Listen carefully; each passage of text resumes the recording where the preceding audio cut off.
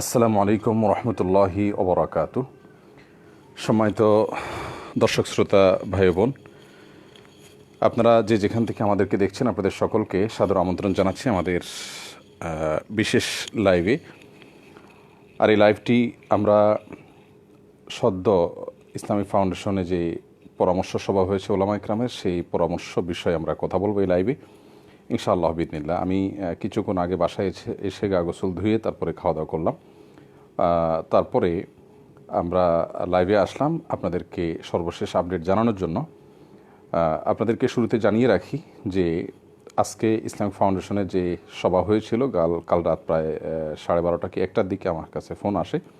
সেখানে ফোনে আমাকে আমন্ত্রণ জানানো হয় যে দেশের শীর্ষস্থানীয় উলামা ইকরাম থাকবেন এবং তাদের সকলের উপস্থিতিতে মাননীয় প্রধানমন্ত্রী গতকালকেই বলেছিলেন যে ইসলামিক ফাউন্ডেশন যেন এ ব্যাপারে সিদ্ধান্ত গ্রহণ করে, অর্থাৎ মসজিদে আমরা জামাত চালু রাখবো নাকি রাখবো না, কি করা উচিত বর্তমান পরিস্থিতিতে, করোনা পরিস্থিতি ভয়াবহতার দিকে যাচ্ছে, এই পর্যায়ে আমাদের কি করা উচিত। ইসলাম শরিয়ার আলোকে ওলামা ইকরাম সেটাকে ডিসকাস করেছেন দীর্ঘ সময় ধরে। সেই সাথে আমরা জানি একটি বেসরকারি স্যাটেলাইট চ্যানেলের একজন উপস্থাপিকা এবং একজন আলোচক করোনা ভাইরাসে মৃত ব্যক্তিদের লাশ পুড়িয়ে ফেলার প্রস্তাব তারা নিয়ে দিয়েছেন এবং সেটাকে তারা বিজ্ঞানসম্মত দাবি করেছেন। তাদের সেই দাবিটা নিয়েও আজকে আলোচনা হয়েছে এবং সে বিষয়ে সরকার যে সিদ্ধান্ত গ্রহণ করেছে সেটিও আমাদেরকে জানানো হয়েছে এবং সেটি লিখিতভাবে জানানো হয়েছে। ইতিমধ্যে আমাদের কাছে যেই শিট দেওয়া হয়েছে সরকারি সিদ্ধান্তের, সেটিও আমি ইনশাআল্লাহ লাইভে আপনাদেরকে প্রদর্শন করব, আল্লাহ চাহেন তো। সুপ্রিয় দর্শক, আমরা একটি একটি করে কথা বলবো। আমি অনুগ্রহ করে আপনাদের কাছে আবেদন করব যে অনুগ্রহ করে আপনারা শেষ পর্যন্ত দেখবেন। এবং একটা কথা বলে রাখি যে আমরা সবাই কল্যাণকামী, আমরা সবাই আল্লাহ সুবহানাহু ওয়া তাআলার প্রতি বিশ্বাস রাখি, আমরা সবাই 5 ওয়াক্ত সালাত এবং জুমার গুরুত্বকে অনুধাবন করি। পুরো বিষয়গুলোকে সামনে রেখে আমরা যার যার মতো করে মতামত দিচ্ছি এবং একটা ভালো সিদ্ধান্তের কাছাকাছি আমরা এসে পৌঁছাইছি আলহামদুলিল্লাহ। এক্ষেত্রে সমস্ত সিদ্ধান্তে সকল সিদ্ধান্তে আমরা সবাই একমত হবো এমনটি জরুরি নয়, কিন্তু কারো সিদ্ধান্তের ভিত্তিতে তাকে গালমন্দ করা বা যে কোনো ট্যাগ দেওয়া, তিনি যেই হন না কেন, কেউ চান যে মসজিদে জামাত অব্যাহত থাকুক, তাহলে তাকে মূর্খ বা অর্বাচীন অথবা মানে এই টাইপের কোনো গালিগালাজ করা, অথবা কেউ বলছেন না জামাতের আয়োজনটা বন্ধ থাকুক আপাতত সীমিত সময়ের জন্য, এরকম কথাবার্তা যদি কেউ বলেন, তাহলে সেক্ষেত্রে তাকে তার ভিত্তিতে কারোর দালাল ট্যাগ দেওয়া অথবা আপনার মডারেট বলে গালি দেওয়া বা এই সমস্ত করা, এগুলো কোনো মুসলমানের চরিত্র না। আমরা তো সবাই আসলে আমাদের আল্লাহ সন্তুষ্টি চাই, আমাদের তো সবাই জান্নাতে যেতে চাই, তাহলে সেক্ষেত্রে এই চরিত্রটা আমাদেরকে পরিহার করতে হবে সব মহলকেই। আল্লাহ তাআলা আমাদেরকে সে তৌফিক দান করুন। প্রিয় দর্শক, শুরুতে আমরা জানিয়ে রাখতে চাই যে আজকের যে পরামর্শ সভা হয়েছিল সেখানে উপস্থিত হয়েছিলেন কারা। সেখানে উপস্থিত হয়েছেন অনেক ওলামা ইকরাম। খুব তড়িৎগতিতে সিদ্ধান্ত নেওয়া হয়েছিল, হয়তো সেজন্য অনেক ব্যাপক উপস্থিতি সম্ভব হয়নি। সেখানে উপস্থিত ছিলেন মারকাজুদ দাওয়ার মুফতি আব্দুল মালিক এবং মিরপুর মসজিদুল আকবর কমপ্লেক্সের মুফতি দিলওয়ার এবং আপনার ওয়েফাকুল মাদারিস এবং আপনার হায়াতুল উলিয়ার কো চেয়ারম্যান মাওলানা আব্দুল কুদ্দুস হাফিজাহুমুল্লাহ। সেই সাথে জামে রহমানিয়ার হযরত মাওলানা মাহফুজুল হক মুহতামিম এবং আপনার বিভিন্ন টেলিভিশন চ্যানেলের আলোচক এবং আপনার বোধহয় একটি কামিল মাদ্রাসার, ঢাকার একটি কামিল মাদ্রাসার প্রিন্সিপাল বা শিক্ষক, আমি পুরো জানি না, দুঃখিত, জনাব কফিলউদ্দিন সরকার। তারপরে মাওলানা আব্দুর রাজ্জাক, অনেক সিনিয়র একজন আলেম দ্বীন। আর সেই সাথে আরও অনেকেই, যাদের সবার নাম আমরা বলতে পারছি না, শুধু কয়েকজনের নাম বললাম। এর বাইরে ইসলাম ফাউন্ডেশনের বিভিন্ন কর্তা ব্যক্তিরা উপস্থিত ছিলেন। আর জনাব আপনার ধর্ম মন্ত্রণালয়ের সচিব মহোদয় তিনি উপস্থিত ছিলেন এবং ইসলাম ফাউন্ডেশনের বর্তমান ডিজি মহোদয় উপস্থিত ছিলেন। তার কক্ষেই পরামর্শ সভা হয়েছে এবং সভা থেকেই মাননীয় ধর্মমন্ত্রী মহোদয়ের সাথে এবং ক্যাবিনেট সচিবের সাথে যোগাযোগ হয়েছে। শুরুতেই আমাদেরকে স্পষ্ট করে ধর্ম মন্ত্রণালয় সম্পর্কিত সচিব মহোদয় বলে দিয়েছেন যে আপনারা সম্পূর্ণ স্বাধীনভাবে আপনারা যে সিদ্ধান্ত পরামর্শ দিবেন সরকার সেটাই তামিল করবে এবং মাননীয় প্রধানমন্ত্রী পরিষ্কার করে জানিয়ে দিয়েছেন যে মসজিদের বিষয়টি ওলামা একরাম সিদ্ধান্ত নেবেন, ইসলাম ফাউন্ডেশন আয়োজন করবে, তারই ভিত্তিতে আপনাদের সাথে বসা, আপনারা মন খুলে কথা বলেন, শুরুতে এটা বলে দিয়েছেন। এটা একটা ভালো দিক ছিল আলহামদুলিল্লাহ আজকে বৈঠকের।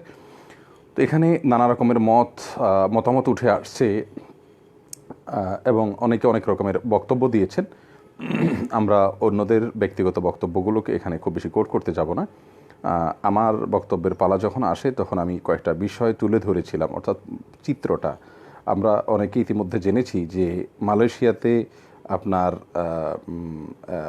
যত লোক আক্রান্ত হয়েছে তার ভিতরে প্রায় 2/3 বেশি, বরং তারও বেশি মানুষ আক্রান্ত হয়েছে মূলত তবলিগ জামাতের একটি ইজতেমা থেকে।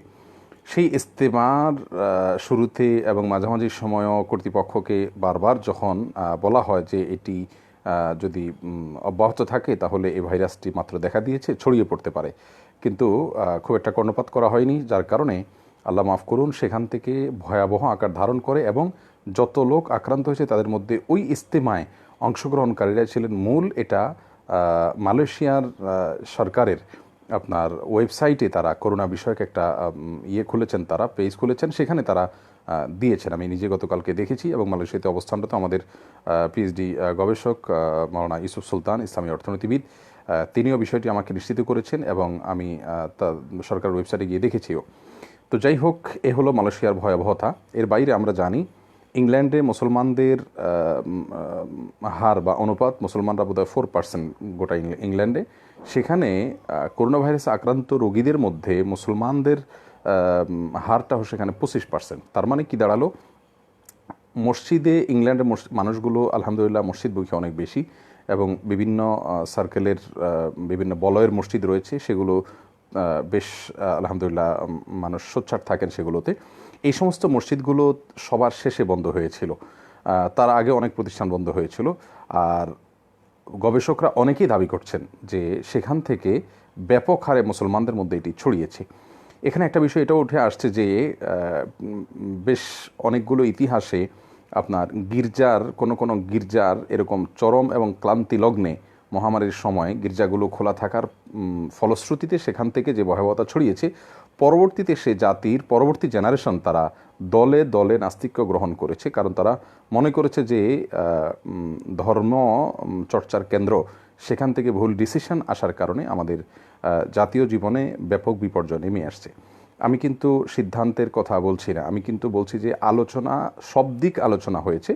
আরবেন স্কলারদের বিষয়গুলো আলোচনা হয়েছে। সৌদি আরবের বিষয়ে আমি নিজে বলেছি যে সৌদি আরবে সবচেয়ে ভয়াবহ অবস্থা বিরাজ করার কথা ছিল, কারণ সৌদি আরবে আমরা জানি যে যতজন সৌদি নাগরিক আছেন তার প্রায় সমপরিমাণ, প্রায় 1 কোটি সৌদি নাগরিক, কম বেশি হতে পারে, আবার 1 কোটি হলো বহিরাগত।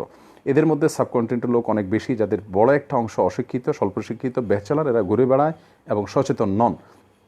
এর বাইরে আমরা জানি সৌদি আরবে মক্কা মদিনা রয়েছে, মক্কা মদিনাতে সারা পৃথিবী থেকে মানুষ আসছেন এবং সারা পৃথিবী থেকে মানুষ আসার কারণে সেখানে সংক্রমণটা খুব দ্রুত আপনার রোগটা ভাইরাসটা ছড়িয়ে পড়ার কথা। যাই হোক, সব মিলিয়ে সৌদি আরবের অবস্থা সবচেয়ে বেহাল হওয়ার কথা, কিন্তু সৌদি গভর্নমেন্ট শুরুতেই প্রথম স্টেজে সেই শিক্ষা প্রতিষ্ঠানগুলো বন্ধ করে দিলেন, একবারে শুরুর দিকে হারামাইন বন্ধ করে দিলেন।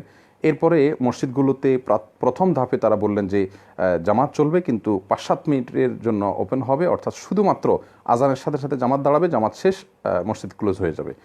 এরপরে দ্বিতীয় ধাপে তারা এসে বললেন যে না, 5 ওয়াক্ত নামাজ বাসায় পড়বে, 5 ওয়াক্ত নামাজ মসজিদে হবে না, শুধু জুমাটা হবে, সেটাও 10 থেকে 15 মিনিটের ভিতরে জুমা শেষ হবে খুতবা সহ।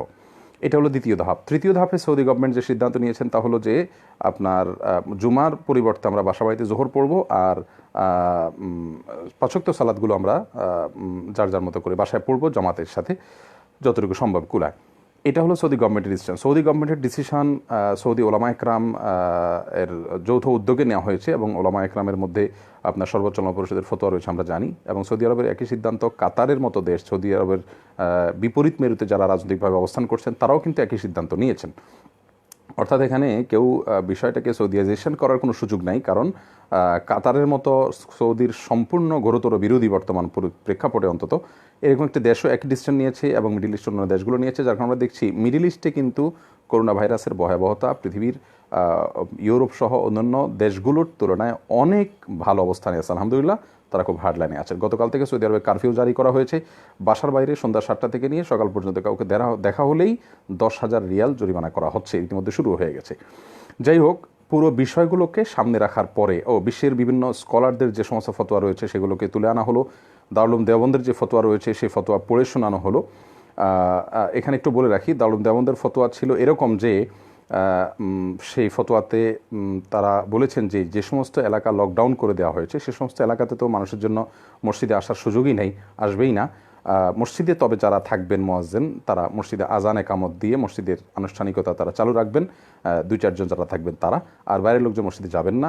আর যে সমস্ত এলাকায় কারফিউ বা লকডাউন করা হয়নি কিন্তু কঠিন অবস্থা বিরাজ করছে, স্পষ্টভাবে দারুল উলুম দেওবন্দের ফতোয়াতে সে প্রসঙ্গে বলা হয়েছে যে আপনার সে সমস্ত এলাকাগুলোতে আমরা যাতে করে আপনার মসজিদের আনুষ্ঠানিকতা একেবারে বন্ধ হয়ে না যায় সেজন্য মসজিদে যারা আছেন তারা মুয়াজ্জিন, ইমাম, খাদেম তারা মসজিদে জামাতের অ্যারেঞ্জ করবেন, আজান নিয়মিত প্রচারিত হবে, তারা 2-4 জন জামাতের অ্যারেঞ্জ করবেন, আপনার জামাতটা চালু থাকবে, কিন্তু বাহিরের থেকে কেউ আসবে না, সবাই যার যার বাসায় সালাত আদায় করবেন, এটাই উত্তম, এটা পরামর্শ দেওয়া হয়েছে।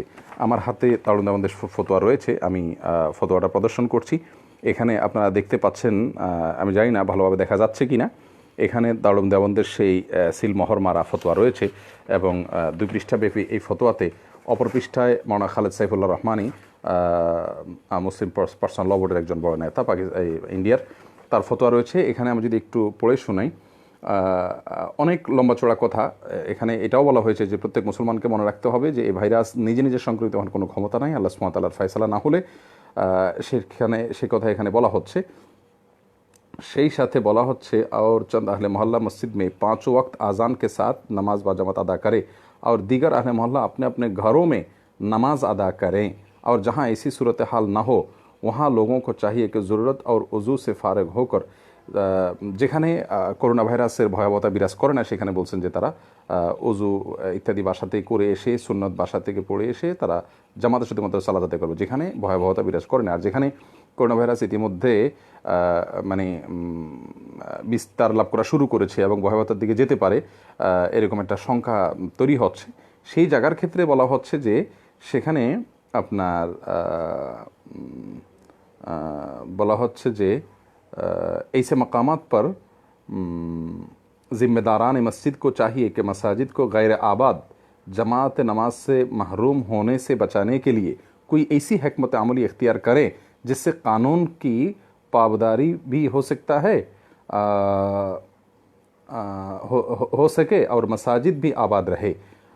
और इसको हल ये समझ में आता है कि इसका हल ये समझ में आता है कि जिन मकामात पर भीड़ भाड़ से सख्ती के साथ मना किया जा रहा है वहाँ इमाम, मुअज्जिन और चंद अहले मोहल्ला मस्जिद में 5 वक्त आज़ान के साथ नमाज बाजमात अदा करे और दीगर अहले मोहल्ला अपने घरों में नामाज अदा करे। প্রিয় দর্শক, আপনারা নিশ্চয়ই বুঝতে পেরেছেন উর্দুতে লেখা এই ফতোয়া দারুল উলুম দেওবন্দ দিয়েছে। সেখানে বলা হচ্ছে যে যেখানে ভিড় ইত্যাদিকে অ্যাভয়েড করার জন্য বলা হচ্ছে সরকার তরফ থেকে, স্বাস্থ্য বিভাগ থেকে, সেই সমস্ত এলাকাতে মুয়াজ্জিন, ইমাম এবং স্টাফরা মসজিদের একেবারে নিকটবর্তী নিরাপদ আছেন মনে হয় এরকম কয়েকজনকে তারা জামাতটা চালু রাখবেন যাতে মসজিদের জামাতটা বন্ধ হয়ে না যায়, কিন্তু সেই সাথে অন্য মুসল্লিরা মসজিদে আসবেন না, তারা যার যার বাসায় সালাত আদায় করবে। এগুলো দারুল উলুম দেওবন্দের ফতোয়া।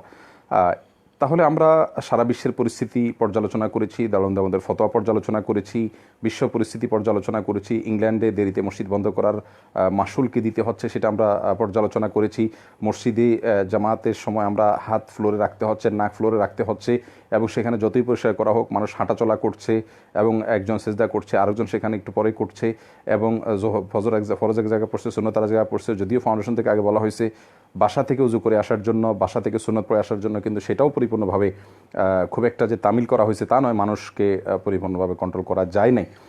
এরকম একটা পরিস্থিতি, টোটাল পরিস্থিতিকে পর্যালোচনা করার পর আমরা সেই সাথে রাসূল করিম সাল্লাল্লাহু আলাইহি ওয়াসাল্লামের হাদিস পর্যালোচনা হয়েছে। আমরা জানি যে ঠান্ডার কারণে সহিহ বুখারী 666 নম্বর হাদিসে আসছে, আব্দুল্লাহ ইবনে ওমর রাদিয়াল্লাহু তাআলা আনহুর একই কিতাবে আব্দুল্লাহ ইবনে আব্বাস রাদিয়াল্লাহু তাআলা থেকে এবং সহিহ মুসলিম হাদিস বর্ণিত হয়েছে যে একটু ঠান্ডা পড়ছিল বেশি পরিমাণে, এবং বৃষ্টি হয়তো ভয়াবহ রূপ ধারণ করেছিল, মুষলধারে বৃষ্টি হচ্ছিল। এরকম পরিস্থিতিতে এই দুইজন সাহাবী তারা আজানের মধ্যে অথবা আজানের শেষে মানুষকে নির্দেশ করেছেন, আলা সল্লফি রেহালিকম, তোমরা যার যার বাসা বাড়িতে নামাজ পড়ো। তাহলে আমি আমার বক্তব্যে বলেছি যে বৃষ্টির উপেক্ষা করে তারা যদি নামাজে আসতেন অথবা আপনার ঠান্ডা উপেক্ষা করে মুসল্লিরা যদি জামাতে আসতেন, তাহলে কি হতে পারত? মানে ক্ষতির শঙ্কা ছিল, কিন্তু সেখানে মৃত্যুর মানে ভয়টা খুব কম ছিল। তারপরেও সাহাবীরা বাসায় সালাত আদায় করতে বলেছেন, মসজিদে আসার জন্য আহ্বান করেননি। আজ করোনা ভাইরাসের যে ভয়াবহতা, এটা সারা পৃথিবীতে, পৃথিবীর ইতিহাসে বিরলতম ঘটনা। এটা আপনার এমন না যে একটা অসুস্থতা হবে আবার সুস্থ হবে, এরকম না।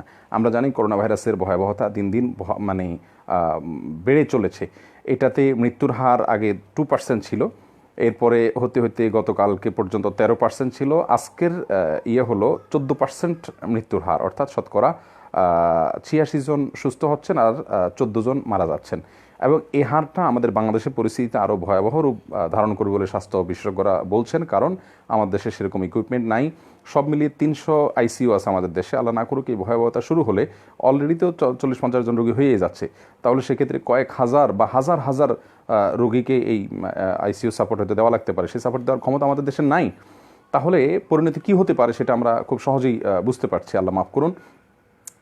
রসুল করিম সাল্লাল্লাহু সাল্লামের যুগে তিনি নিজে এবং তার সাহাবীরা যদি একটু বৃষ্টি হয়েছে, একটু বলতে ভালোই হলো মনে করলাম, কিন্তু বৃষ্টিতে তো বন্যায় সব তলিয়ে যায়নি, হাদিস থেকে এরকম বোঝা যায় না, কিন্তু বৃষ্টি হয়েছে, একটু ভারী বৃষ্টিতে বোঝা আছে, সেই বৃষ্টি উপেক্ষা করে আসলে কি হতো, তাদের হয়তো কষ্ট হতো।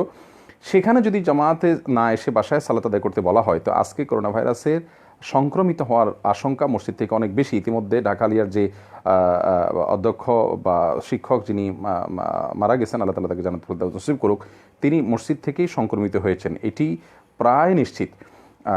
কারণ হলো টোলারবাগের সে মসজিদে একজন প্রবাসী এসছেন এবং সেখান থেকে আরও মানুষ সংক্রমিত হয়েছে। তাহলে প্রিয় দর্শক, আমাদের দেশে, মালয়েশিয়াতে, ইংল্যান্ডে, পৃথিবীর বিভিন্ন দেশকে আমরা পর্যালোচনা করে দেখছি যে মসজিদ থেকে সংক্রমণের ভয়াবহতা অনেক বেশি থাকে, যেহেতু সিজদায় আমাদেরকে করতে হয়। আমরা এখানে একটা কথা বারবার বলেছি, যদি এই সময় একটা ভুল ডিসিশন আমরা নেই, তাহলে সেক্ষেত্রে যুগ যুগ ধরে এদেশে ওলামা একরাম এবং দিনদার মানুষদেরকে ব্লেম করে আসবে এদেশের সাধারণ মুসলমানরা বা নিরীহ মানুষেরা, সাধারণ মানুষেরা। এবং আল্লাহ না করুন এখান থেকে একটা নাস্তিক প্রজন্ম তৈরি হওয়ারও আশঙ্কা বা ভয় রয়েছে। আল্লাহ না করুন যদি মসজিদ থেকে, কারণ গবেষণাতে এগুলো উঠে আসবে যে মসজিদ থেকে সংক্রমণের হার কী পরিমাণ, যারা সংক্রমিত হচ্ছে তারা মসজিদে যাতায়াত করতে কিনা, এই হিস্ট্রিগুলোতে খুব সহজেই উঠে আসবে।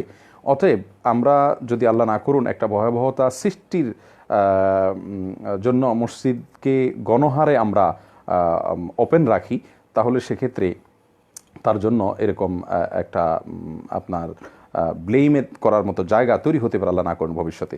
সেই জায়গা থেকে ওলামা একরাম সবগুলো দিক বিবেচনা করে সিদ্ধান্ত নিয়েছেন যে মসজিদ কখনো বন্ধ হবে না, মসজিদ বন্ধ হওয়ার জিনিস নয়। কেন বন্ধ হবে? আমাকে ডিবিসি নিউজ এবং আপনার ইন্ডিপেন্ডেন্ট নিউজের সাংবাদিকরা জিজ্ঞাসা করেছেন যে মসজিদ বন্ধ হলে সমস্যাটা কোথায়। আমি বললাম যে একটা স্কুল, একটা সরকারি প্রতিষ্ঠান, কোনো একটা স্থাপনা বন্ধ হচ্ছে, বন্ধ হওয়ার মানে তো এটা নয় যে সেখানে কোনো দারোয়ানও থাকবে না, সেখানে কোনো প্রহরীও থাকবে না। মসজিদের বন্ধ হবে না এর মানে হলো যে এখানে স্টাফ যারা আছেন তারা থাকবেন এবং এখান থেকে আজান প্রচলিত হইতে হবে, তার মানুষ আজান শুনবে, অর্থাৎ মসজিদ বন্ধ হবে না। মসজিদ বন্ধ হওয়ার কোনো সুযোগ নাই, মসজিদ ওপেন থাকবে। তবে মসজিদে জামাতে উপস্থিতিটা সীমিত করে আনা হবে এবং সীমিত করে আনার প্রয়োজনে বলা হয়েছে যে আপনার সেখানে আপনার জামাতে সালাত আদায় হবে, কিন্তু সেখানে ইমাম মুয়াজ্জিন সহ স্টাফরা জামাতে আয়োজন করবেন। একান্ত মসজিদের নিকটবর্তী যারা আছেন, ধারে কাছে যারা আছেন, সে সমস্ত লোকেরা মসজিদে সালাতের অ্যারেঞ্জটা করবেন। এর বাইরে যে সমস্ত লোকেরা মসজিদের স্টাফ নন, একদম মসজিদের নিকটবর্তী নন এবং তাদের নিরাপত্তা নিশ্চিত করা যায়নি, তারা যার যার বাসা বাড়িতে জামাতে সালাত আদায় করবেন। এমনকি জুমার নামাজের ক্ষেত্রে একই পরামর্শ থাকবে যে জুমার নামাজও সবাই যার যার বাসা বাড়িতে জোহর আদায় করবেন, কিন্তু মসজিদে জামাত হবে, আজান হবে, ঠিকই হবে, কিন্তু সেখানে সীমিত পরিসরে থাকার জন্য বলা হচ্ছে, অন্যদেরকে মসজিদে না আসতে অনুরোধ করা হচ্ছে এবং যার যার জায়গা বাসায় সালাত আদায় করতে বলা হচ্ছে। এর ফলে সওয়াবের কোনো কমতি হবে না, যেহেতু এটা বিশেষ ওজোরের কারণে আমরা আসতে পারছি না। প্রিয় দর্শক, এটা হলো মোটামুটি ডিসিশন। এখানে যেটা নোট আকারে আমরা ফেসবুকে দেখতে পাচ্ছি অনেকে, আমি ডিজি মহোদয়ের সাথে আসার আগ দিয়ে শেষ মুহূর্তে আলাপ করলাম, তিনি বললেন যে এই নোটটা আমরা প্রচার করার জন্য কাউকে অনুমতি দিইনি এবং এটা আমরা প্রচার করবো না। আমাদের সিদ্ধান্ত যেটা হয়েছে, এই নোটের মধ্যে কিছু কৌশলগত কারণে এখানে উল্লেখ করা হয়েছে যে অর্থাৎ যে ডিসিশনটা ইসলাম ফাউন্ডেশনের প্যাডে লেখা হয়েছে, সেখানে লেখা হয়েছে যে মসজিদে জামাত হবে সীমিত আকারে, আর সেখানে উপস্থিতিটা কন্ট্রোল, সেখানে উপস্থিত হবেন যারা সম্পূর্ণ সুরক্ষিত নিশ্চিতভাবে তারা। তো আমরা কে সুরক্ষিত না, এটা কিন্তু বোঝার কোনো উপায় নাই, কারণ যে পরিস্থিতি, আল্লাহ মাফ করুন, যে কেউ আমরা এর বহনকারী হতে পারি। আর সেই জন্যই আমাদেরকে এই শব্দের মধ্যেই ইঙ্গিত রয়েছে আমরা যেন মসজিদে উপস্থিত হওয়া থেকে বিরত থাকি যারা সুরক্ষিত বলে নিশ্চিত নয়। আর মসজিদ স্টাফ যারা আছে তারা সেখানে থাকবেন, এটা তাদের জন্য কোয়ারেন্টাইন বলতে পারেন। আশপাশের একান্ত নিকটবর্তী যারা আছেন এক দুজন স্টাফদের সহযোগী হিসেবে আশেপাশের তারা থাকবেন। আমরা আরও সহজ করে বলতে পারি, মক্কা মদিনায় এখন বর্তমানে যেভাবে জামাত চলছে একইভাবে জামাত আমাদের দেশেও চলবে। জামাত বন্ধ হবে না, মসজিদ বন্ধ হবে না, তবে আমরা সাময়িক সময়ের জন্য বাসা বাড়িতে সালাত আদায় করবো। এ হলো মোটামুটি ডিসিশন। তবে হ্যাঁ, যে সিদ্ধান্তটা লিখিতভাবে আসছে এটা এভাবে লেখা হয়নি। আমি মাঝে ওয়াশরুমে গেছিলাম, এসে অবশ্য আমি দেখিনি, সিগনেচার করার পরে উঠে আসার পরে আমি হাতে পাওয়ার পরে দেখি যে সেখানে ওই মসজিদে ইমাম মুয়াজ্জিনরা শুধু সীমিত পরিসরে জামাতের আঞ্জাম দিবেন শুধু চালু রাখার জন্য, আর সবাই বাকি বাসা সালাত আদায় করবেন, নামাজ পড়বেন। এই বিষয়টা লেখা হয়েছিল প্রথম ড্রাফটে। পরে আমি ওয়াশরুমে যাওয়ার পরে দেখি যে এটা পরিবর্তিত হয়েছে, কিন্তু সিদ্ধান্ত সেটাই, শব্দ পরিবর্তন করা হয়েছে শুধুমাত্র মানুষ যাতে ভুল বার্তা না নেয় এবং মসজিদের বিদ্বেষী, ইসলামের বিদ্বেষী যারা আছে তারা যেন এখান থেকে কোনো চান্স নিতে না পারে। তারা অনেকে আছে মসজিদ তারা চায় না মসজিদ খোলা থাকুক, তারা চায় না, তারা মসজিদদের আয়োজনকে পছন্দ করে না, বিদ্বেষ রাখে মুসলমানদের প্রতি, তারা যাতে কোনো প্রকার চান্স নিতে না পারে সেজন্য এভাবে বলা হয়েছে যে যারা সুরক্ষিতভাবে নিশ্চিত তারা মসজিদে আসবেন। আমরা কেউই সুরক্ষিত কিনা এটা নিশ্চিত নই, অথবা আমরা মসজিদে যাবো না, বাসা বাড়িতে সালাত আদায় করবো। আর আমি আমার বিষয়টি ব্যক্তিগতভাবে বলছি, আমি গত জুমার পর থেকে বাসায় আমার নামাজ পড়তেছি, ছোটোখাটো কোনো প্রোগ্রামে যাচ্ছি কিন্তু মসজিদে যাচ্ছি না, কারণ মসজিদে আমি গেলে সেখানে বড় গ্যাদারিং হচ্ছে। আর সবচেয়ে বড় কথা হলো মসজিদে গ্যাদারিং হচ্ছেই 200-400 মানুষের গ্যাদারিং। আমি গত এক সপ্তাহ ধরে এরকম কোনো গ্যাদারিং, 500 মানুষ তো দূরের কথা 50 জনের কোনো গ্যাদারিং আমি যাচ্ছি না। তো সব ধরনের গ্যাদারিং থেকেও বেঁচে থাকছি, মসজিদেও আমরা সালাত আদায় করছি। অনেকে প্রশ্ন করেছেন যে অন্যান্য পাবলিক প্লেসগুলো খোলা রেখে মসজিদে এভাবে আপনার সালাতের বিষয়টাকে সীমিত করার কি যুক্তি থাকতে পারে। এখানে দুটি কথা বলতে হয়। এক নম্বর হলো যে আমাদের অনেক ভাইরা তারা অপরিণামদর্শিতার কারণে যেখানে সেখানে ঘুরে ফিরে বেড়াচ্ছেন বা ভিড় করছেন, তাদের এই ভুল কাজটি তো আমাদের কাছে রেফারেন্স হিসাবে আসতে পারে না। আমরা মসজিদ তো আদর্শ হবে, মসজিদকে অন্যরা ফলো করবে, আমরা অন্যদেরকে ফলো করবো না, এটা হলো একটি বিষয়। আর দ্বিতীয়ত হলো যে ইতিমধ্যে আমরা জানি যে আমাদের ধর্ম মন্ত্রণালয়ের সচিব মহোদয় নিশ্চিত করেছেন যে আর্মি নামছে, আর্মির কাজ থাকবে মৌলিকভাবে প্রশাসনকে সহায়তা করা, অন্তত পাবলিক গ্যাদারিং যেগুলো হচ্ছে রাস্তাঘাটে বা বাজারে আমরা দেখতে পাচ্ছি এগুলো যাতে কমিয়ে আনা যায়, সেজন্যই কিন্তু তারা চেষ্টা করছেন। অতএব আপনার বাহিরের অন্যান্য গ্যাদারিংগুলো এখনও ওপেন আছে বা চালু আছে, এটাকে আমরা যুক্তি হিসাবে দাঁড় করানোর কোনো সুযোগ অন্তত নাই। যাই হোক, এর পাশাপাশি আপনার মৃত ব্যক্তির সৎকারের বিষয় বা দাফনের বিষয়ে আমরা জানি 71 টিভির উপস্থাপিকা এবং একজন আলোচক শ্যামল দত্ত ভদ্রলোকের নাম, তারা যে কথা বলেছেন, আগুনে পুড়িয়ে ফেলার যে প্রস্তাব দিয়েছেন, সেটাকে মানে আমরা তীব্রভাবে ঘৃণা প্রকাশ করেছি আজকের সভায়। সেখানে আমাদেরকে একটা গণপ্রজাতন্ত্রী বাংলাদেশ সরকারের তরফ থেকে একটা সিদ্ধান্ত, যার অনুলিপি IDCRA, তারপরে DGHS, আপনার বাংলাদেশ, তারপরে স্বাস্থ্য অধিদপ্তর এবং আপনার ওয়ার্ল্ড হেলথ অর্গানাইজেশন সহ 3 জায়গায় এটা পাঠানো হয়েছে। আমি প্রদর্শন করছি, আপনারা দেখতে পাচ্ছেন হয়তো। এখানে লেখা আছে কোভিড-19 রোগে মৃত ব্যক্তিদের মৃতদেহ নিরাপদভাবে দাফন, সৎকার ব্যবস্থাপনার নির্দেশনা বা স্ট্যান্ডার্ড অপারেটিং প্রসিজিওর। এখানে স্পষ্টভাবে অনেকগুলো বিষয় লেখা আছে যেগুলো আমাদেরকে মাননীয় সচিব মহোদয় আপনার ডিজি মহোদয় তিনি পড়ে শুনিয়েছেন। সেখানে স্পষ্ট করে লেখা আছে যে আপনার যারা মৃত্যুবরণ করবেন তাদের পরিবার যেভাবে চাইবে সেভাবে দাফন করা হবে এবং পরিবারের মতামতকে এখানে মূল্যায়ন করা হবে। গোসল দেওয়ার বিষয়টি তারা বলছেন যে গোসল দেওয়াটা আপনার স্বাস্থ্য বিষয়ক বিশেষজ্ঞরা পণ্ডিতরা বলছেন যে গোসল দেওয়াটা সম্ভব নয়। গোসল দিতে গেলে ভাইরাসটি ভয়াবহ রূপে ছড়িয়ে পড়বে, আর একজন ব্যক্তি যখন এই রোগে আক্রান্ত হন, বিশেষ করে মৃত্যুবরণ করেন, তার আগ পর্যন্ত তার শরীরে লক্ষ লক্ষ ভাইরাসের সৃষ্টি হয়। এগুলো ভয়াবহ রূপে ছড়িয়ে পড়ে, যেন মৃত্যুর সঙ্গে সঙ্গে যত দ্রুত সম্ভব কবরস্থ করা হয়। তার কোনো নিকটাত্মীয় দূর থেকে আসবেন, তার জন্য অপেক্ষা করা হবে না, এবং সেই সাথে তাকে খুব দ্রুত দাফন করা হবে। আর গোসলের বিষয়টি যেহেতু সম্ভব নয়, পানি আমরা অনেকে পরামর্শ দিয়েছিলাম যে সেখানে স্প্রে করে তাকে গোসল করানো যায় কিনা। তারা বললেন যে স্প্রে করে গোসল করালে ছড়ানোর সম্ভাবনা আরও বেশি থাকে, এক। আর দ্বিতীয়ত এই সুযোগটা আমরা দেশের কয় জায়গায় দিতে পারবো? আল্লাহ না করুক করোনা ভাইরাস যদি ভয়াবহতা আকার ধারণ করে এবং অনেক জায়গাতে লাশ পড়তে থাকে, তাহলে সেই লাশগুলোকে বহন করে, ফর এক্সাম্পল ঢাকা এক জায়গাতে এই সুবিধা আছে যে নিরাপদে গোসল করানোর ব্যবস্থা আছে, কারণ এখানে একটা নিরাপদ জায়গা লাগবে এবং গোসলের জন্য আপনার স্প্রে করতে হবে, লোক লাগবে, এবং পানিগুলো আবার যাতে এই ভাইরাসকে বহন করে অন্যদের ক্ষতির কারণ না হয় সেটার ব্যবস্থা নিতে হবে। তো এই আঞ্জাম তো দেশের সমস্ত জেলা শহরে, বিভাগীয় শহরে, ঢাকা শহরের বিভিন্ন জায়গাতে নাই এবং করাও প্রায় কঠিন।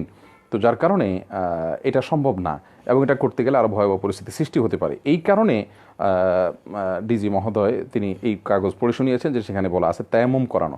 কারণ মিশরের আল আজহার ইউনিভার্সিটি, দারুল ইফতা আল মাসরিয়া সহ আপনার পৃথিবীর অনেক ওলামা একরামের ফতোয়া ইতিমধ্যে রয়েছে তায়াম্মুম করে বিদায় দেওয়ার বিষয়। যাই হোক, এই বিষয়ে অবশ্য আরও আলাপ হয়েছে, যেটা আমি শুনি নাই, আমি ওই টাইমটাতে ওয়াশরুমে গিয়েছিলাম।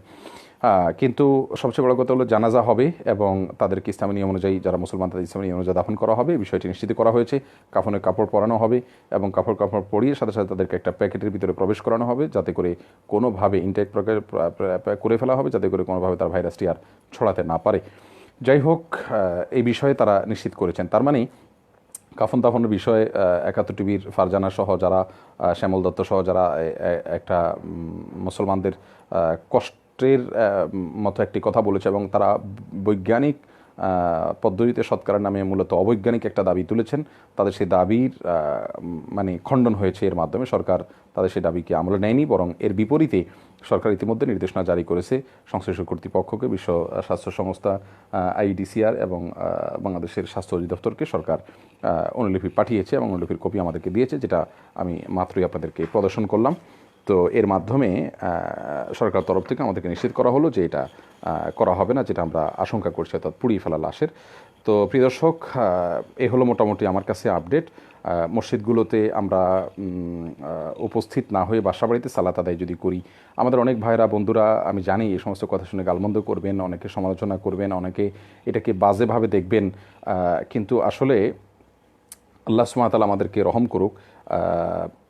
ওলামা একরাম সার্বিক দিক বিবেচনা করি, তারপর সিদ্ধান্ত নেন। আর এটা শুধু বাংলাদেশ নয়, সারা পৃথিবীর সমস্ত দেশেই ওলামা একরাম প্রায় একই সিদ্ধান্ত নিয়েছেন। দারুণ দেওবন্দ একবারে স্পষ্ট করেই বলেছেন যে সমস্ত এলাকাতে আপনার ভিড়ভাট্টা না করার জন্য অনুরোধ করা হচ্ছে বা কড়াকড়ি করা হচ্ছে, সে মানে নাই, কারফিউ নাই, কিন্তু ভিড়ভাট্টা না করার জন্য কড়াকড়ি করা হচ্ছে প্রশাসনের তরফ থেকে। স্বাস্থ্য বিশেষজ্ঞরা বলছেন সে সমস্ত জায়গায় মসজিদে ইমাম মুয়াজ্জিনরা শুধু জামাতের আয়োজনটা করবেন, স্টাফরা আয়োজনটা করবেন, আর মুসল্লিরা সাধারণত বাসায় নামাজ পড়বেন। তো এই নির্দেশনা কিন্তু দারুণ দেওবন্দ করেছে, এবং একই নির্দেশ আরাবিয়ান স্কলাররা, আপনার মিডল ইস্টের ওলামা একরাম করেছেন, সৌদি আরবের ওলামা একরামরা করেছেন। অতএব এগুলো আমাদের খেয়াল করতে হবে। সেই সাথে আরও দুটি বিষয় উঠে আসে। একটা হলো সরকারের তরফ থেকে, স্বাস্থ্য অধিদপ্তর থেকে যে সমস্ত সতর্কতামূলক ইয়েগুলো অবলম্বন করতে বলা হয়েছে, সেগুলো যেন সবাই অবলম্বন করেন, সেগুলো যেন সবাই খেয়াল করেন। সেই সাথে আরও বলা হয়েছে যে সবাই যেন ইস্তেগফার করেন, সবাই যেন আল্লাহর দিকে রুজু হন। মাওলানা আব্দুল কুদ্দুস সাহেব বলেছেন যে দেশের টেলিভিশন রেডিওগুলোতে এখনও পর্যন্ত অশ্লীলতার প্রচার হচ্ছে, যেখানে ইটালির প্রধানমন্ত্রী পর্যন্ত আপনার বলেছেন যে আসমানে, ফয়সালা আসমানে আমরা ব্যর্থ। সেখানে আমাদের বাংলাদেশের মতো এরকম গরিব, অভাবী, অসহায়, জনবহুল দেশের মানুষ হয়ে আমরা কিভাবে এখনও পর্যন্ত আমাদের মিডিয়াগুলোতে অবলীলায় আজে বাজে প্রোগ্রামগুলো চলছে। তো মাননীয় ধর্ম মন্ত্রণালয়ের সচিব মহোদয় তিনি আমাদেরকে জানিয়েছেন যে আসলে ইতিমধ্যে আপনারা দেখেছেন স্যাটেলাইট চ্যানেলগুলোতে জাতীয় বিনোদনমূলক প্রোগ্রামগুলো কমিয়ে আনা হচ্ছে এবং মুজিব শতবার্ষিকী প্রোগ্রামগুলো স্টপ করা হয়েছে। এমনকি আপনার ২৬শে মার্চের যে আনুষ্ঠানিকতা রাষ্ট্রীয়, সেগুলো বন্ধ করে দেওয়া হয়েছে। তো এই সবগুলো কিন্তু এই জন্যই, যাতে করে করোনা ভাইরাস ভয়াবহতা আকার ধারণ না করতে পারে। ওলামা একরাম বারবার বলেছেন যে ওলামা একরামদের কাছ থেকে যেন এই বার্তা পৌঁছানো হয় মিডিয়ার মাধ্যমে, যে আমরা যারা এখনও পর্যন্ত আপনার শুধুমাত্র মৃত্যু ভয় নিয়ে চিন্তা করছি। আমাদের চিন্তা করা উচিত মৃত্যুর পর আল্লাহর সামনে আমরা কী নিয়ে দাঁড়াবো, সবাইকে মরতে হবে, আর আল্লাহর তাকদিরে ফায়সালা বাইরে কিছুই হবে না। বিধায় আমরা যেন আল্লাহর দিকে ঝুঁকে পড়ি, আল্লাহর দিকে ধাবিত হই, সারা দেশের জন্য আমরা ইস্তেগফার এবং তওবা করি। আল্লাহর দিকে ঝুঁকে পড়া ছাড়া এই সমস্যার সমাধানের কোনো ওয়ে নাই আমাদের সাধ্যের বাইরে। অতএব আমরা গোটা জাতি যেন আল্লাহর দিকে ঝুঁকে পড়ি, সেটার জন্য অনুরোধ আজকের সমাবেশ, আজকের অনুষ্ঠান থেকে, আজকের পরামর্শ সভা থেকে ওলামা একরাম রেখে সকলের প্রতি। সম্মানিত দর্শক শ্রোতা মণ্ডলী, আমি অত্যন্ত বিনয়ের সাথে আরজ করব আল্লাহর ওয়াস্তে, যে সমস্ত ভাইরা আবেগ দিয়ে বিচার এবং ফয়সালা করছেন, যারা বলছেন যে সাহাবীরা কি রাসূল আকরাম সাল্লাল্লাহু আলাইহি সাল্লামের যুগে কি এরকম তারা কি করেছেন কিনা, অর্থাৎ তারা কি আপনার জামাত বন্ধ করেছেন কিনা, আমরা বলবো আমওয়াসের যে মহামারীটা ছিল ওমর ফারুক রাদিয়াল্লাহু তাআলা আনহুর যুগে, সেখানে কিন্তু মুআয ইবনে জাবাল রাদিয়াল্লাহু তাআলা তার সৈনিকদেরকে বলছিলেন জনবিচ্ছিন্ন বা আপনার জনমানবহীন যে পাহাড় আছে সে পাহাড়ে তোমরা ছড়িয়ে পড়ো। তারা পাহাড়ে যে ছড়িয়ে পড়েছেন, এখান থেকে বোঝা যাচ্ছে যে তারা জামাতে সালাত আদায় করতে পারেননি। তো অথচ তখন যে জেহাদের জন্য সৈনিকরা সবাই দলবদ্ধভাবে সারিবদ্ধভাবে থাকতো, কিন্তু সেখান থেকে তিনি বলেছেন সবাই ছড়িয়ে পড়ো, কারণ মহামারী আগুনের মতো কোনো এলাকায় ছড়ালে সেটা গোটা এলাকার মানুষকে পেয়ে বসে, যত দূরে দূরে অবস্থান করা যায় তত নিরাপত্তা লাভ করা যায়। আর এই করোনা ভাইরাসও সোশ্যাল ডিস্টেন্সই হলো এর একমাত্র সমাধান, এর অন্য কোনো সমাধান নাই, একটাই মাত্র সমাধান সোশ্যাল ডিস্টেন্স। আমরা অনেকে বলি যে এরকম মুহূর্তে তো আল্লাহর দিকে আরও বেশি আসা দরকার, তাহলে মসজিদে যাওয়া বন্ধ করবো, কোনো বাসায় কেন নামাজ পড়বো? আমরা বলবো যে আপনি আল্লাহর দিকে যাওয়ার জন্য মসজিদে যেতে হবে এমন কোনো কথা নেই, মসজিদে যাওয়া ছাড়াও আপনি আল্লাহর দিকে যেতে পারেন। মনে রাখা উচিত যে ঠান্ডা এবং বৃষ্টির কারণে যে ভয়াবহতা দেখা দিয়েছে, সেখানে সাহাবা একরাম বাসায় নামাজ পড়তে বলেছেন কেন? তারাও তো বলতে পারতেন, একই যুক্তি দিতে পারতেন যে না আপনারা কঠিন মুহূর্তে আরও বেশি মসজিদের দিকে চলে আসেন। তা না বলে তারা কেন বললেন আল্লাহ সাল্লাহ ফিরি হারিকুম তো অবশ্যই বাসা নামাজ পড়ো? যাই হোক, এ বিষয়ে এখানে স্থানীয় যারা ওলামা একরাম, যারা বিভিন্ন চিন্তার বিভিন্ন ঘরানার ওলামা একরাম একত্রিত হয়েছেন, কফিরউদ্দিন সরকার সহ সবাই একই মত পোষণ করেছেন এবং মুফতি দেলোয়ার সাহেব বিশেষ করে জোরালোভাবে বলেছেন যে জামাতে উপস্থিত হওয়া সুন্নতে মুআক্কাদা। অতএব আমাদের ভয়ের বা আতঙ্কের কোনো জায়গা যদি থাকে, জীবনের কোনো প্রশ্ন থাকে, তাহলে সেক্ষেত্রে সুন্নতে মুআক্কাদা তরক করলে বড়জোর মাকরু হবে। অতএব মাকরুকে আমরা অবশ্যই বরদাস্ত করে নিব, কোনো অসুবিধা নেই। তবে হ্যাঁ, দারুল দেওবন্দের ফতোয়া যেটি রয়েছে এবং আরবেন স্কলারদের যে ফতোয়া রয়েছে, বিশেষ করে মক্কা মদিনাতে যেভাবে সালাত আদায় হচ্ছে এখন হারামাইনে, সেভাবে অর্থাৎ সৌদি আরবের মসজিদগুলোতে আজান হচ্ছে, আমাদের দেশে আজান হবে, আর আজান দেওয়ার পরে মুয়াজ্জিন সাহেব মসজিদের স্টাফ যারা থাকবেন ভেতরে তাদেরকে নিয়ে জামাতের আয়োজনটা চালু রাখবেন, আর সেই সাথে আমরা বাকিরা বাসা বাড়িতে নামাজ পড়ব। আল্লাহ তালার কাছে দোয়া করি যে আল্লাহ তালা আমাদেরকে রহম করুক, হেফাজত করুন। আমার বড় কষ্ট লেগেছে যখন আমরা মানুষ মারা যাবে তাদেরকে কীভাবে দাফন করা হবে, তাদের কীভাবে জানাজা গোসল দেওয়া হবে সে নিয়ে আলোচনা করছিলাম যে হ্যাঁ রে, কী একটা পরিস্থিতির মুখোমুখি আমরা হয়েছি যে আমরা বুঝতেই পারছি যে শত শত হাজার হাজার, হয়তো আল্লাহ না করুন লাখের পর্যায়েও হয়তো যেতে পারে, সেরকম মানুষ মারা যাবেন। তাদেরকে কিভাবে বিদায় দিব সেটার জন্য আমরা বসেছি কথা বলার জন্য, পরামর্শ করার জন্য, যে আমরা কী একটা পরিস্থিতির মধ্যে আসছি সেটা আমরা আসলে অনেকে হয়তো অনুভবও করতে পারছি না। এরকম মুহূর্তে আল্লাহর দিকে আমাদের আরও বেশি রুজু হওয়া দরকার, গুনাহ ইস্তেগফার করা দরকার, গুনাহরে তওবা করা দরকার। আল্লাহ তাআলা আমাদের সকলকে সে তৌফিক দান করুন এবং অতি দ্রুত এই মুসিবত থেকে আল্লাহ তাআলা আমাদের দেশের সমস্ত মানুষকে, গোটা বিশ্বের সমস্ত মানুষকে আল্লাহ তাআলা হেফাজত করুন এবং সবাইকে আল্লাহ তাআলা নিরাপত্তা নসিব করুন। আল্লাহ তাআলা আমাদের সবাইকে তওবা করে আল্লাহর দিকে ফিরে আসার তৌফিক নসিব করুন। প্রিয় দর্শক, আমরা এখানে আজকে বিদায় নিচ্ছি। ইনশাআল্লাহ বিদিনিল্লাহ আপনাদের সাথে অন্য কোনো সময় কথা হবে। আল্লাহ তাআলা আমাদের সকলকে নিরাপদে রাখুন, সুস্থ রাখুন। আমরা সবাই সোশ্যাল ডিস্টেন্স সেটা বজায় রাখি, নিজে নিরাপদ থাকার চেষ্টা করি, অন্যকে নিরাপদে রাখার চেষ্টা করি। একটা কথা এটাও উঠে আসছে যে রাসূল করিম সাল্লাল্লাহু আলাইহি ওয়াসাল্লাম বলেছেন ফিররা মিনাল মাজজুম ফিরারাক মিনাল আসাদ, কুষ্ঠরোগী থেকে বাঘ থেকে যেরকম পলায়ন করে সেরকম পলায়ন করো। আপনি এখানে শব্দটা দেখেন রাসূল আকরাম সাল্লাল্লাহু আলাইহি ওয়াসাল্লামের, বাঘ থেকে যেরকম পলায়ন করো, তার মানে বাঘ থেকে মানুষ পলায়ন করে কিভাবে, সেরকম পলায়ন করতে বলা হয়েছে। অথচ আমরা জানি কুষ্ঠরোগে রোগীর সাথে মিশলে কুষ্ঠরোগ হবে, এই তো, এর বিষয়ে কিছু না, মৃত্যু তো হওয়ার সম্ভাবনা কম। সেখানে রাসূল আকরাম সাল্লাল্লাহু আলাইহি ওয়াসাল্লাম যদি এরকম বলেন, তো আজকে করোনা ভাইরাসে যেখানে রোগীর সাথে মেশার ফলে আপনার মৃত্যু হওয়ার সম্ভাবনা অনেক বেশি হয়ে যাচ্ছে দিন দিন, তাহলে সেখানে কত দূরত্ব আমাদের বজায় রাখা উচিত। আর আমরা জানি এই রোগ কারোর ভিতরে আসার পর 7-8 দিন, 10 দিন, 14 দিন পর্যন্ত লেগে যায় তার সিমটমগুলো প্রকাশ হতে, কিন্তু তার থেকে ভাইরাসটা ছড়াতে সময় লাগে না, কারণ ভাইরাসটি ঢোকার সঙ্গে সঙ্গে লক্ষ লক্ষ ডিম পেড়ে ফেলে মানুষের শরীরে, সেখান থেকে হাসি, কাশি এবং অন্যান্য এর মাধ্যমে মানুষের শরীর থেকে একজন থেকে অন্যজনের মধ্যে ছড়িয়ে পড়ে। প্রিয় দর্শক, এই সব বিষয়গুলোকে সামনে রেখে আমাদের সার্বিক বিবেচনা করে আল্লাহর পক্ষ থেকে পরীক্ষা, আমাদেরকে বাসা বাড়িতে খুব বেশি ইবাদত বন্দেগী, জিকির আজকার মশগুল, আপনার তওবা ইস্তেগফারে মশগুল থাকতে বলা হয়েছে। আর মসজিদে উপস্থিতিটাকে অত্যন্ত সীমিত আকারে নিয়ে আসার জন্য বলা হয়েছে। আল্লাহ তাআলা আমাদের সকলকে নিরাপদে রাখুন, হেফাজতে রাখুন, এবং আল্লাহ সুবহানাহু ওয়া তাআলা গোটা বিশ্বের মানুষকে আল্লাহ তাআলা হেদায়েতের পথে আসার তৌফিক নসিব করুন। এটা যেন আমাদের সংশোধনের মাধ্যম হয়, কারণ হয়। হাদা ওয়া উসাল্লি ওয়া সাল্লিমু আলা নবিয়িনা মুহাম্মদ ওয়া আলা আলিহি ওয়া আসহাবিহি আজমাইন ওয়া জাযাকুমুল্লাহু খাইরা। ওয়াসসালামু আলাইকুম ওয়া রাহমাতুল্লাহি ওয়া বারাকাতুহু।